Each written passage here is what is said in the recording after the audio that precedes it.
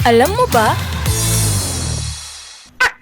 Kung pamilyar ka sa Toki Gecko o yung tinatawag nating tuko sa Tagalog, napapansin mo rin ba na may pagkakataon sa gabi kung saan bigla na lang napapalakas ang huni o sigaw ng mga ito?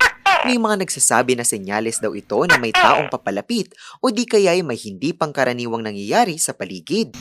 Ngunit sa totoo lang, wala pa namang siyentipikong ebidensya na nagpapatunay na sinasadya ng mga tuko ang pag-iingay nilang ito upang magbigay ng babala sa mga tao kung merong intruder o nais mang manghimasok sa tahanan nyo. Kaya para mas maging klaro, hayaan mo at aking ipapaliwanag.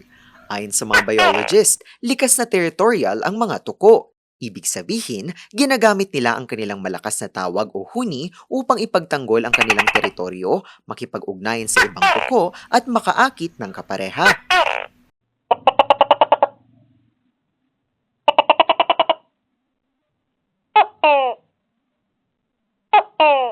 Sensitibo rin sila sa mga pagbabago sa kanilang kapaligiran, kaya kapag may dumaang hayop, ibang tuko o kahit na tao na nakagugulo sa kanilang teritoryo, mas maaari silang maging maingay.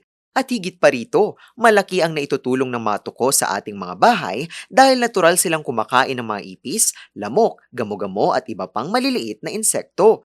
Kaya sa susunod na marinig mo ang malakas na tawag ng isang tuko sa gabi, hindi man ito isang tunay na guard dog, isa pa rin itong mahalagang bahagi ng kalikasan na tumutulong sa pagkontrol ng mga peste, ngunit maaari mo pa rin namang mapakinabangan bilang sarili mong alert system sa iyong tahanan. May trivia pa ba kayong nais malaman? I-comment na yan at ito ay aming aalamin. Ngayon, alam mo na!